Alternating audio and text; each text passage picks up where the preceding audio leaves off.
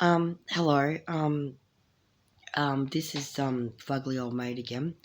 It's been a few days since recording. I've been sick with the flu. There has been an opportunity to rest up and somewhat, not a lot, um, as well as perhaps reflect on some changes in social events that have occurred in the news, as well as some spiritual experiences that have happened over the years that weren't necessarily articulated. Some clarity might have just arrived today on a particular matter. Um, there have been different visions of different laboratories run by humans and different places associated with that. So let's clarify some stories based on those visions. Okay. First of all, um, we're under the suspicion that, based on the visions, that for the last 3 years of Professor Stephen Hawking's life, he was experimented on by a group associated with Neuralink or Neuralink Company proper to try and assist with the creation of BCI technology. Professor Hawking was unable to properly speak back to the experimenters and express his concerns.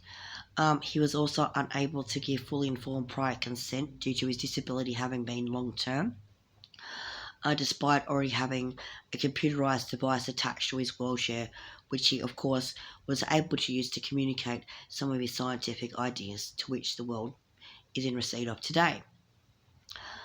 Professor Stephen Hawking, for the most of his life, was in extraordinary amounts of pain. He experienced all the things that disabled people in that type of position usually go through, in addition to that pain, such as being frustrated when a person walked past him and farted, and he wasn't able to, turn his nose, or comment that it was a stinker even. So, so there was the usual types of um, frustration like that. Things like his mind, his eye saw very nice breasts, but he was unable to deal with that. For me out there, you already know what that means.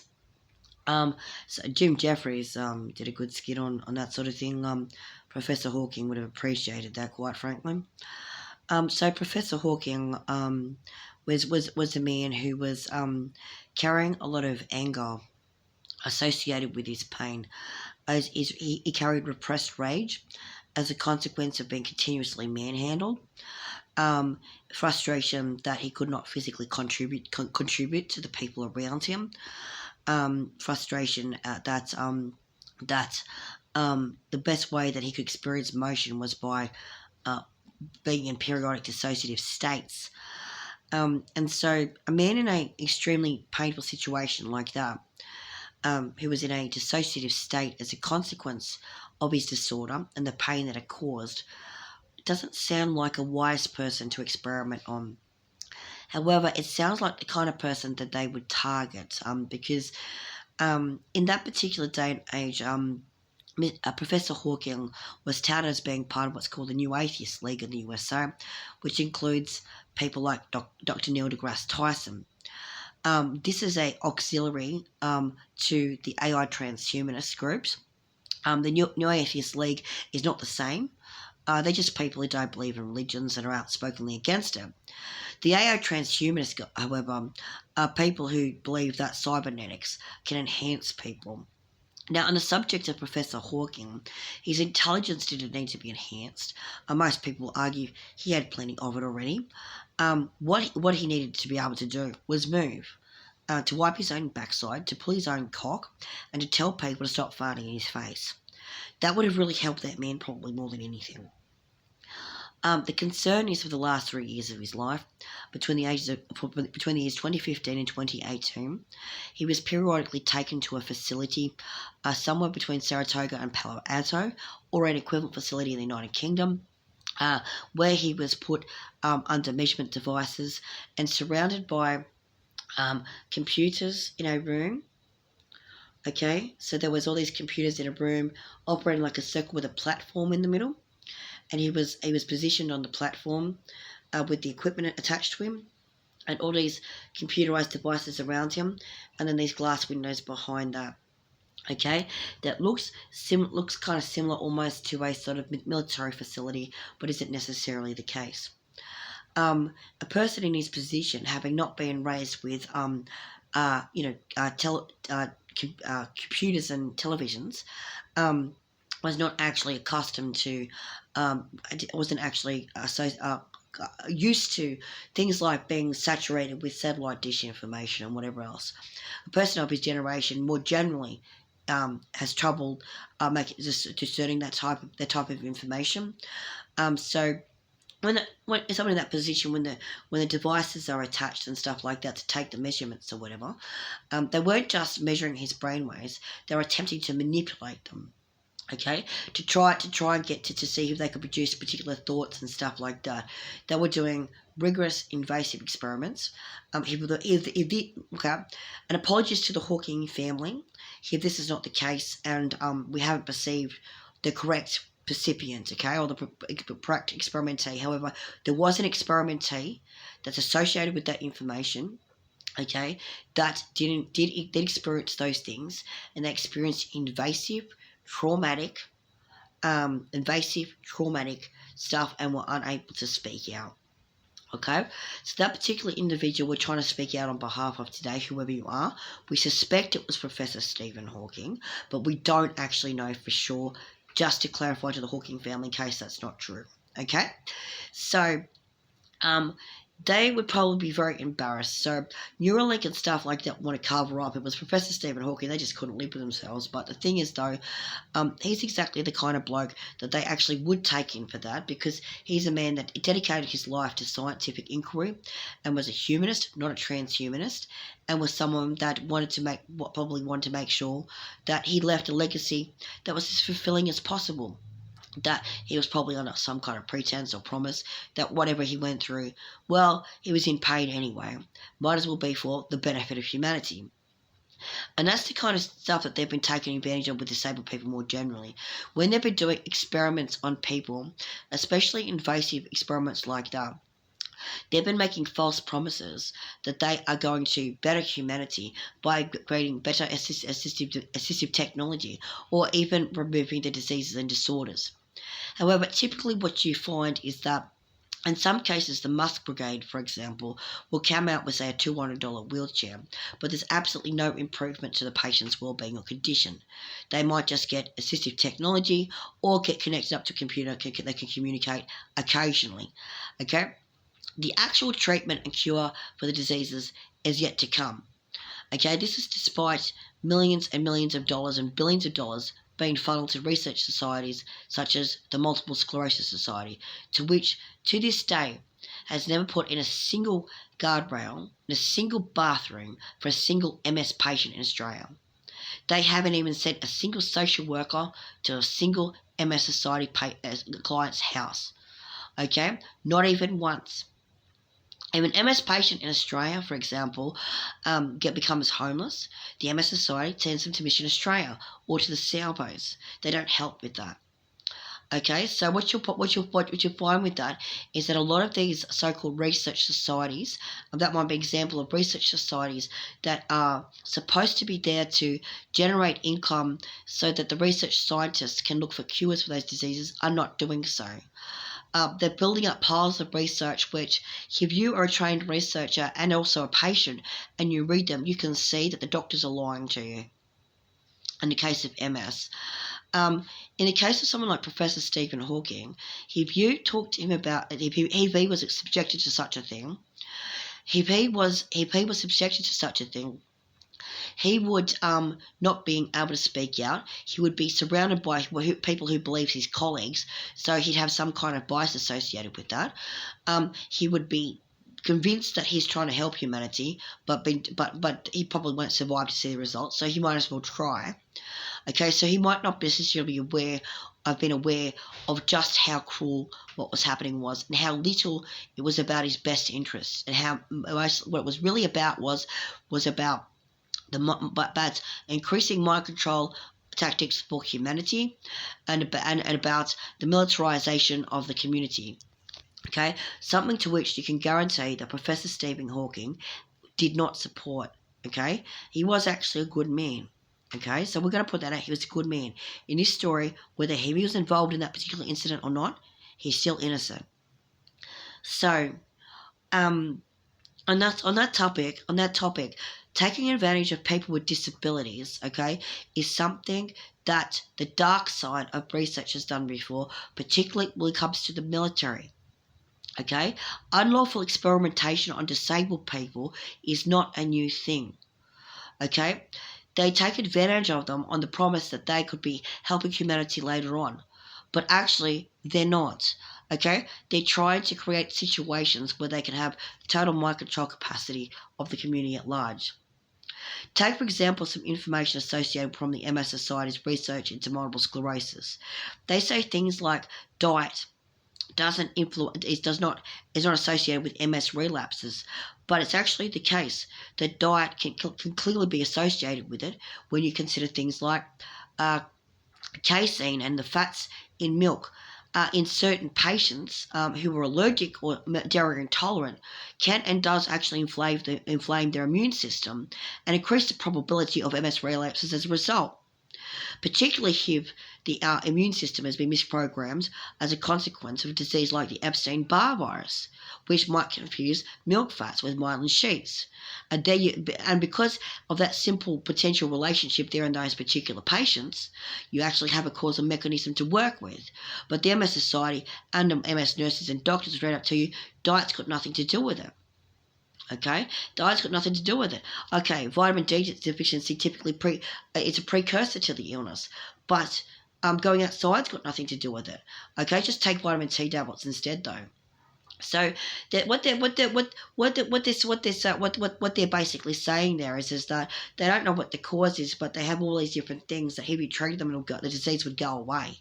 Okay, and as it sounds like they're looking for a simple answer to something which they already know is a multiple problem. And you might find that in dementia patients with the problems with their Lewy bodies, what causes the problems with their Lewy bodies might also be a multiple problem. ALS patients likewise. And so when they're doing that sort of brain mapping, mind mapping type of stuff with the technology on the disabled people like that, okay, they're taking advantage of those people's inability to speak for themselves freely, and they genuinely decide to fucking contribute.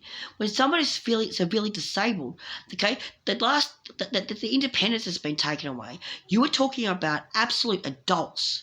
These are adults who want to wipe their own ass. Adults who want to feed themselves. Adults who want to chip into the community and be fucking useful. And so when they're unable to do that, and these psychotic fucking organisations take advantage of them and take advantage of their goodness, of their character, and manipulate them with technology, with a head that's possibly in a state of Swiss cheese or a state of confusion somehow, okay, and they don't actually understand the capacity of how to discern the difference between artificial and natural radio waves and microwaves, which they'd be using, or infrared type technology to be able to do the mapping or whatever, in that platform type situation, that's causing confusion for those people's minds that are already in a state of difficulty as a consequence of their pain and their concerns. So those organisations need to understand that they're not necessarily operating ethically when they do that. That those people have rights. And if they did that to Professor Stephen Hawking for the last 3 years of his life, well, fuck you. Because one of the things you'll know about this physical body talking to you right now is when this physical body got diagnosed with MS in 2012, okay, one of the things this body did, was they went, well, if Stephen Hawking can still contribute to the scientific community and still contribute to the community with his ideas, then why can't this body? Why can't this physical body? Okay? Why not? Why not? Well, he can do it. He can do it. Why not? Okay? He couldn't move. He talked about motion. Okay? Why can't someone who has brain turned to Swiss cheese still learn about brains? Why not? Okay, that's what this physical body went through. Okay, that's this physical body story. Okay, they didn't want to hurt anyone or stuff like that. When it comes to things like the Monroe experiments or whatever, which is not something that people will tell you in the mainstream community, but and typically it's not something that's referred to in psychology degrees either, but it is something that they have in fact done.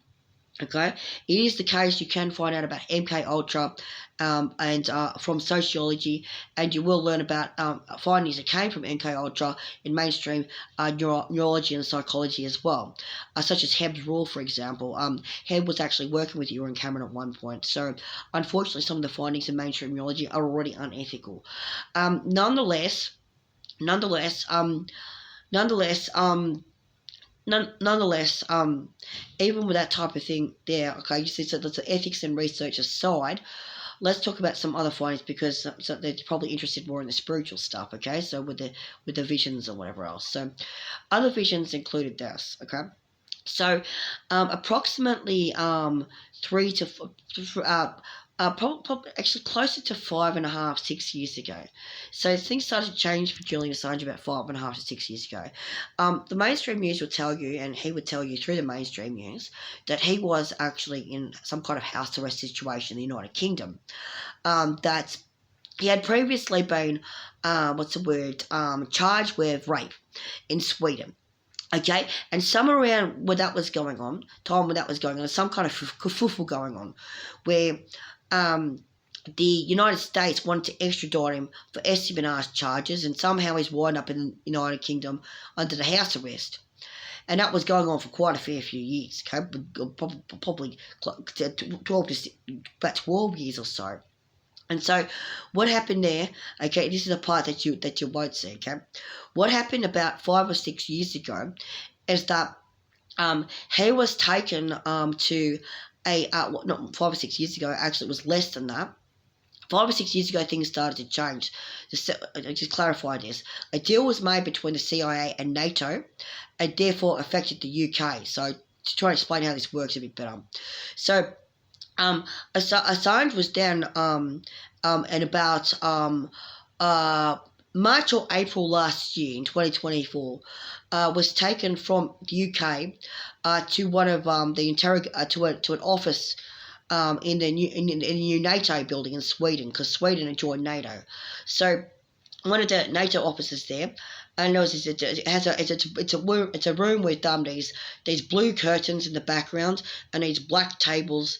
Like sort of like in a sort of semicircle, and men in suits sit there. And there's several other rooms in the facility. The facility has a lot of blue curtains in it. Okay, and so he was sat in front of the semicircle with a small group of men, in the black tables. And he was quizzed, and he's told to make a deal. He's told to make a deal repeatedly. Otherwise he was going to go to jail for rape. So the deal that Julian Assange made was that he would work with the Australian ADF, but he would tell the CIA what he knew, and so Sweden said, okay, fine. And he's made a deal with NATO to do some work for NATO as well. And then he was captured by the CIA as part of his release in sort of May, June, July last year sometime. He was taken to Saipan. And then he was sent to Canberra and Australia to work with ADF. He didn't experience extraordinary renditions so much, as he was, it depends how you define extraordinary rendition. He was under house arrest, but he was periodically taken out of the house on approximately 5 or 6 occasions. He was taken to a similar facility to the one that Professor Stephen Hawking was in, and he was brain mapped and mind mapped and stuff like that. And they were getting him to interact with other people that were also people who were not physically captured for that purpose, but able to interact with their systems. So people who'd been exposed to the cybernetic technology through, for say disposal of some of it, could have been exposed to that energy field. Also, part of their Dragnet system includes people who were second or third associates of Julian Assange, such as this physical body's ex-husband. So this physical body's ex-husband actually lived up the road from Julian Assange when they went to high school together, and both of them were part of the computer club community of that particular part of Australia during the late 80s and early 90s. They weren't close friends or knew each other, but part of Dragnet means this physical body as a less than 6-degree association with Julian Assange. Now, his so part of that, and also just so happened to chuck out destroy a cybernetic implant in mid 2018 as well. So and not far from a US military facility. So as a consequence, this vantage point started to experience some of the things that Julian Assange went through. Okay, and I could tell you a little bit about it. He was instructed to make a deal by both NATO and the United Kingdom to do a job for the United States of America. Part of that job included continuing his work with Elon Musk. So, part of the backstory of WikiLeaks is that you probably a lot of people know that Mr. Musk had been not founding companies, but he'd been buying companies and then later claiming he founded them.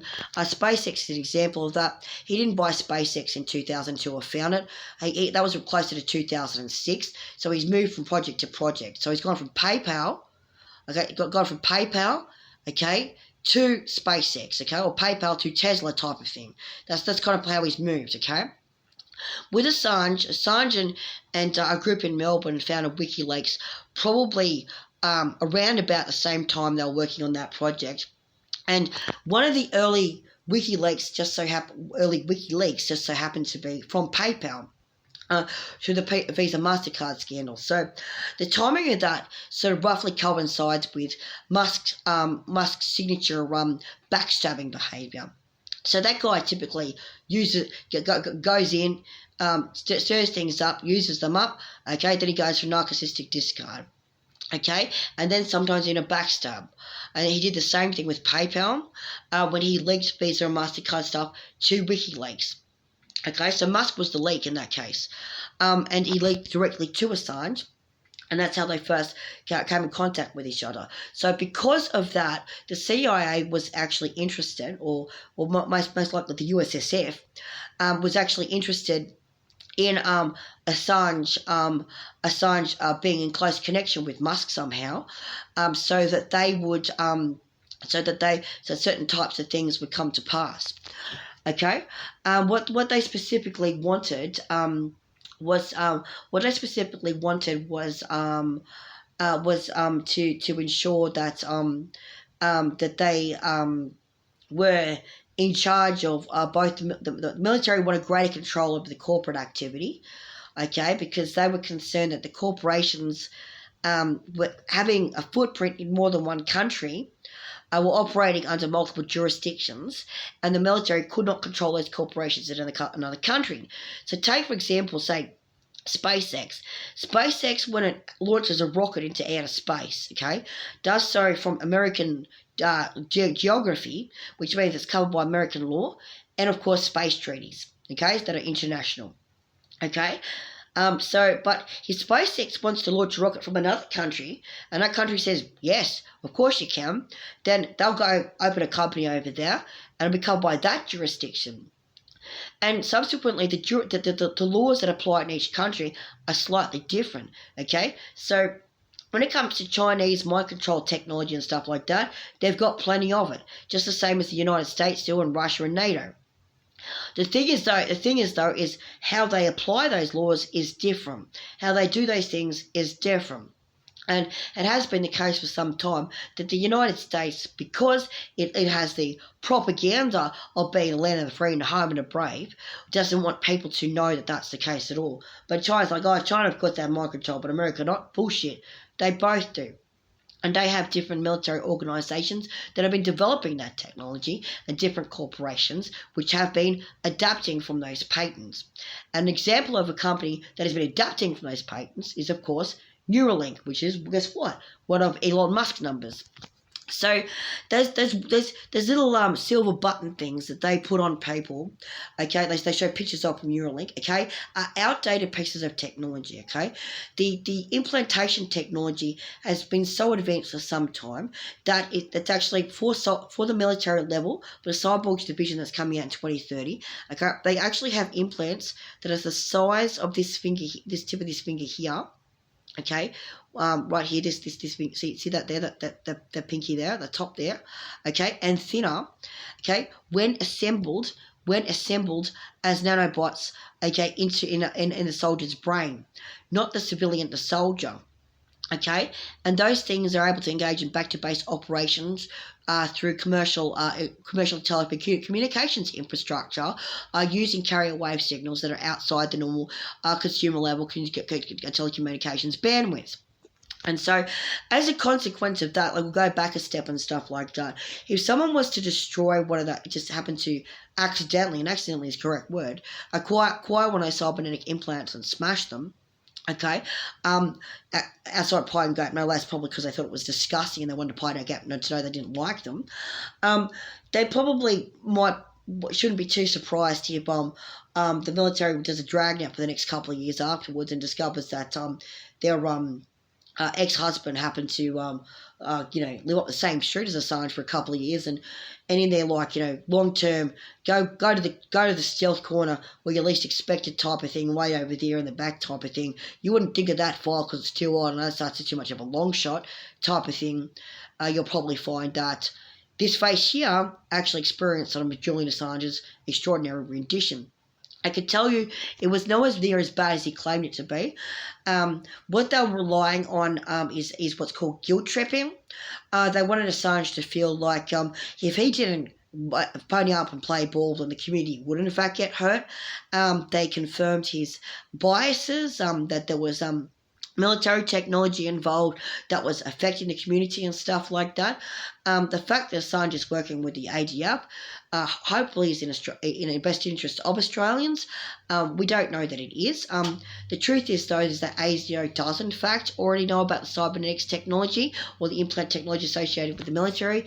They do know about the hack that happened on the mobile phone tower systems in 2018, and they also are aware of the privateering by a robotic spaceship in 2019 as well.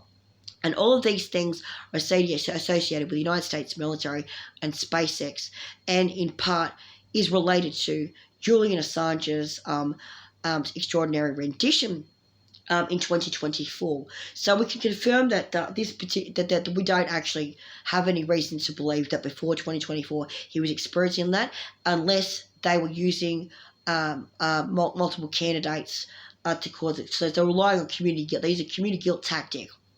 Okay, they've been using a community guilt tactic, and how they do that is bizarre to say the least, but it is actually technically possible, and there has been some perception of how that works. So, it sounds crazy, but unfortunately, it's not. So, what that means is Julian Assange talking to you right now? Well, technically yes, and so is a group of other people. Technically, he's subconscious. So he wants you to know that Elon Musk is not actually your friend. Okay, Elon Musk is a toxic narcissist who's part of a technological agenda to try and abuse people, and he's basically a whore. Okay, if you look at how he behaves, okay, he goes to the nearest woman he fucking can. The moment he has a slight upset, he's porking someone else's wife. That's his public reputation. His private subconscious is a little bit different. He technically wants to be a hero. Probably for the first time in his entire life, he saw himself as something other than a corporate whore and a Nazi scumbag that was destined for technocratic greatness or some crap. When what's his name, Jimmy Kimmel. The Jimmy Kimmel interview appears to have affected him quite profoundly, because it got to the point where he started calling himself a living meme. After he got a bit too excited and played the Tony Stark Iron Man role a bit too much.